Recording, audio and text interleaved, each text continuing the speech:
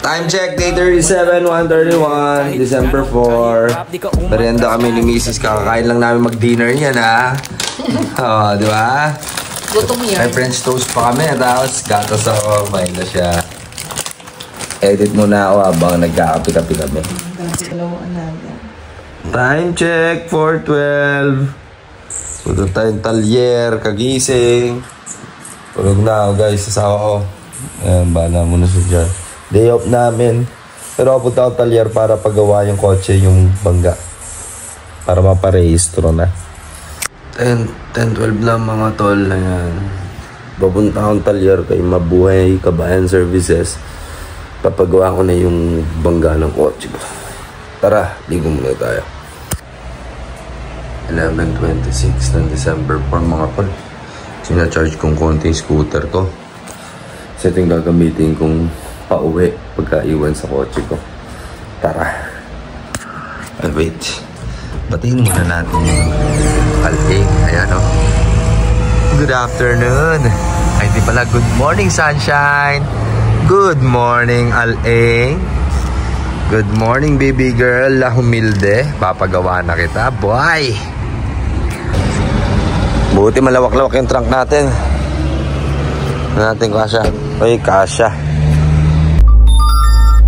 11:26, 409 kilometers. Punta tayo kay Mabuhay Kabayan Services. Ayan, ang dami mga kabayan, no? So, andito na tayo sa Mabuhay Kabayan Services, mga kabayan yan, mga tol. Ayun muna yung service natin ng pangilang araw, mga tol. Time check, 11:54 tayo nakapunta dito, mga tol. Mga tol, magagawa na to dito sa Mabuhay Kabayan Services. Presyong kabayan talaga. Punta na kayo. Sinasabi ko sa iyo, presyong kabayan talaga dito. Bayad na tayo. So kayo makakita, 350 lang. Di ba? 10 bumper yun, pre. So, bayad tayo. Hello po, magandang araw, ma'am. Magbabayad na po ako. Nakausap ko na po si Pastor. Hello, ma'am. Nahiya si ma'am. Ayun, anyways, ma'am, 350 daw po. Titirahin nyo sa bumper ko, ma'am. Bayaran ko na po. Sige. Sige. Ayun, 350 lang. Guys, pumunta na kayo. Presyong kabayan talaga, sinasabi sa inyo. Mabuhay Kabayan Services. Ayan guys, si ate, pinapalaw tayo. Dagdag power yan. Dagdag power. Guys, te, follow ka na. Ayan o. Oy, following na pala. Power. Takpa mo natin, ha? Power. Ano na tayo, follower, mga tol. Mga tao sa Mabuhay Kabayan Services. Thank you, mga boss. Geng, geng. Pinay ko muna yung scooter ko, mga tol. Time check tayo. 12:21. Dito naman tayo sa Lotus Star Gift, mga tol. So, ito yung nabili natin, mga tol. 16 dirhams. Labo. Ang labo mo, Brad. Rip. 12:51. Merienda muna tayo sa Matalinong Manok. Ano kaya meron nila dito sa Matalinong Manok? Wala pang pagkain, pare. Sa Matalinong Manok. Dahil wala pa sila masyadong luto at hindi ko alam ma-orderin ko. Nagkarak na lang ako, pare. Karak. Hindi ko lang trip masyado yung lasa nito.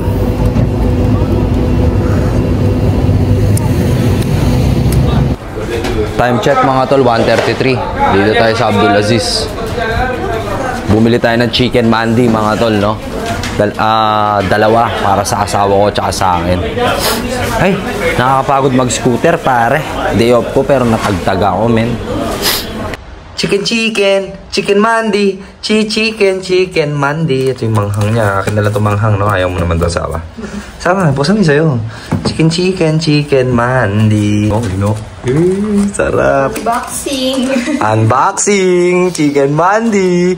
Uy, panalo. Laki. Lambot. Sarap. Time check, 2:39, mga tol. 2:40 na. Ayan, bago tayo mag-gym. Okay muna, tapos naglalaba dun si Mrs. At kami gabahin. Sure, ang dami. Tupi muna ako. Winter kasi ang hirap magpatuyo ng damit. Ilang araw bago matuyo. Bad trip. Dami labahin ni Daddy, oh. At tupiin. Tupiin pa. Bilis ko lang magtupi eh. Partida, di ba? Pag ikaw magtupi nito, abot na sa oras to eh. Kaya ako, ilang minuto lang to. Isang oras. General cleaning si YB, oh. Ang lupit, oh. Ako rin, oh. Nilinis ko yung scooter ko, oh. Nilinis ko rin mga sapatos namin. Wala mga alikabungers, oh. Nilinis, oh.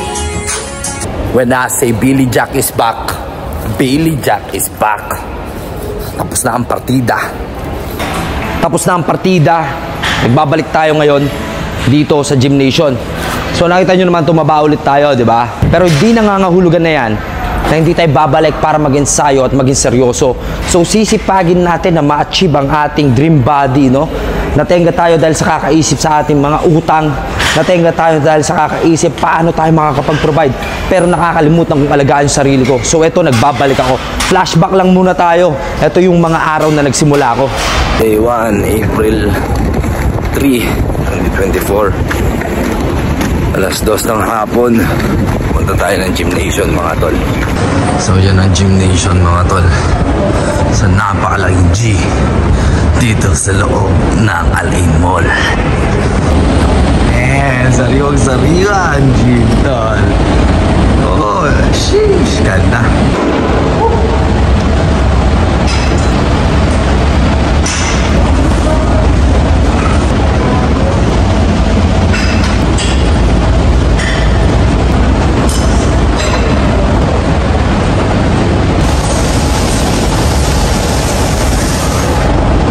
Day 1, workout. Taba pa. Day 1. So, aesthetic lang muna tayo. Second day, dito tayo mag-workout. Ang ganda naman. Dito tayo warm up. Tapos dyan tayo mamaya mag-bagging.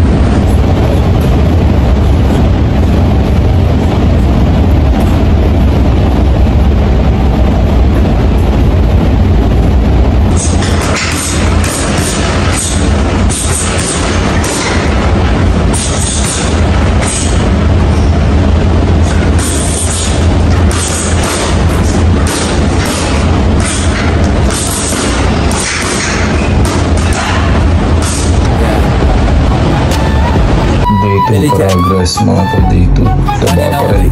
Day 3, mga tol, boxing pa rin. Day 4, gym. Let's go. Tamachi pa din.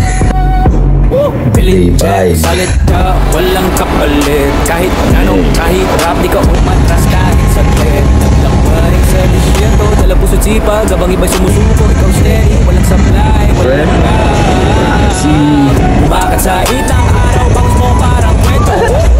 Bawat patak may pangarap, bawat akbang may sentido. Kahit malayo sa Pinas, dala mo unang mandirigma. Mga pagsubok mo, tinuhog mo lang parang barbecue sa kanto, di ka nadala.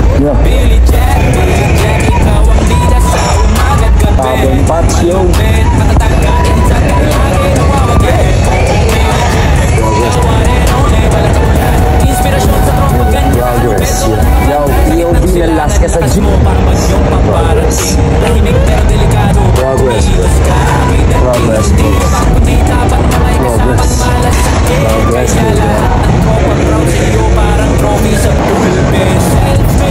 nakita nyo naman yung flashback, mga tol. Ang current situation natin, wala tayong abs, pare. Ibabalik natin tong abs na to para naman bumalik ang ating tikas, mga tol. So sisimulan ko na sa araw ngayon, Desyembre 4 ng 2025. Magbabalik tayo mas malakas.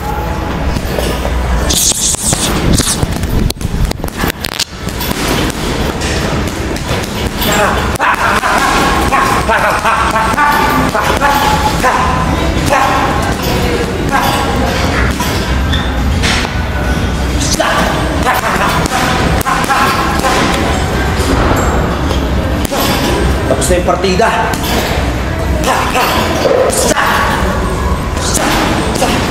Sino ba yung mga nagbo-boxing na rapper? Ugoy na koy-koy.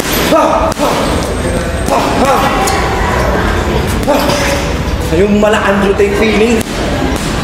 Bugoy na koy-koy ba yan? Ika, bugoy! Sparring tayo! Kung talagang may tira ka.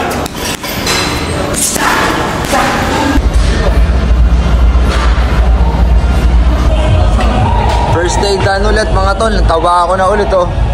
Taba, di ba? 75.4 kilos na tayo, tol. Sana pumayat tayo. Time check, 6:50 ng December 4. Just got home. Kakatapos natin mag-gym. So ayun, bago ko tapusin nga pala tong vlog na to, gusto ko magpasalamat sa lahat ng ating mga taga-subaybay at taga-suporta dito sa aking pahina at YouTube channel, no? At wala kayong humpay na sumusubaybay, pagpalain sana kayo ng ating tagapaglikha, mga tol. At ayun, nakita nyo naman mga tol, ang sakit talaga ng katawan ko, tsaka medyo tumaba ako, no? At tumimbang tayo ulit, no? So sumikapin natin na magkaroon tayo ulit ng resulta at bumalik ang ating magandang pangangatawan sa pamamagitan ng pagsusumikap ng ensayo. Pipilitin ko na maging consistent sa lahat ng aking ginagawa. Nakita nyo naman, this is our day 37 ng ating pagbablog, mga tol, at walang humpay talaga na ating ginagawa ito. Tatrabaho. Ngayon isisingit natin yung isa sa pinaka-importanting aktibidades ng ating pagkatao, ang pagkakaroon ng magandang pangangatawan sa pamamagitan ng pag-iensayo sa loob ng gym. Ayan. Kaya sa mga ama dyan na sobrang-sobra at doble-doble kayod para kumita ng pera at wala ng oras sa kanilang mga sarili, ito na sana maging motivasyon sa inyo at inspirasyon na bigyan nyo rin ng oras yung sarili ninyo. Mahalin nyo rin yung sarili ninyo kahit sa pag-iensayo lang sa gym. Sama-sama po tayong gumanda at lumakas ang ating mga pangangatawan, tayo mga ama na nagsusumikap sa pangarap ng ating pamilya at sa ating mga anak. Dito ko lang pala gusto na rin isingit kung may naisip kasi ako kung kailangan pa ba ng mga ninong at ninang sa mga binyag, no? Tatapatin ko kayo, mga tol. First of all, binigyan yung anak ko si Billy Jack Jr. na walang ninong at ninang, no? At kung importante ba yan o hindi, para sa akin hindi, pare. Tayo lang naman yung Katoliko eh.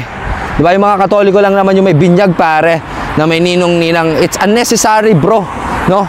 Whatever it is, whatever you call that ritual, ako nakikisama lang ako. Yun ang totoo. Sa buong mundo, pare, mga Muslim nga natin kapatid, wala namang binyag-binyag, men. Come on. Ewan ko, pinag-arte-arte nyo lang. Tsaka at the end of the day, bro, pamilya mo lang ang makaasahan mo para sa mga anak mo. Yung mga kapatid mo, di ba? Tsaka yung closest relatives mo. Yung mga kaibigan mo, maging realidad tayo, pare. Napaka-konti lang ng pagkakataon na may mga tao talagang tapat ng kanilang mga kaibigan. Madalas, nagkakaahasan, nagkakatrayduran. So, ano pang kailangan nyo gawin? Ba't hahanap pa kayo ng sakit sa ulo ninyo? Tapos, aabalahin nyo pa yung tao, imbitahan ninyo, tapos uubligahin nyo pa magregalo kada Pasko. Pare, gawin nyo na lang, tol. Ganito, pamilya na lang, tol. Mag-focus kayo sa pamilya ninyo. Baduy kasi na, ito pasintabi na pinanganak akong Katoliko. Ewan ko anong klaseng ritual yan, ng tradisyon, ang pinauso ninyo. Wala naman sa Biblia na sinabi, bag na binyagan, kailangan ng ninong at ninang. Meron ba? Sumagot kayo, mga pare. Dati akong Katoliko. Sige, wala, di ba? Kaya huwag nyo na pagtalunan yan kung kailangan ba ng ninong at ninang kapag Pasko. Ang kailangan kapag Pasko, ang paniniwala nyo sa Diyos Ama at magpasalamat kayo dahil punong-puno kayo ng biyaya at ginugunita ninyo ang espesyal na araw para sa Kanya. Ganun lang yun. Napaka-basic. Anong ninong-ninang, pare? Ang Pasko para sa Diyos, pare. Di ba? Ang sa inyo, babaduy ninyo. Magpasalamat kayo, yun lang yun. So, thank you for watching Day 37. This is Billy Jack Sanchez. You wanna know why? Ang Weedman ng Pilipinas always saying, don't hate, spread love and educate, and let love seize the day. At syempre, maraming salamat ulit sa panunod ng aking vlog ng Day 37. See you on my next vlog.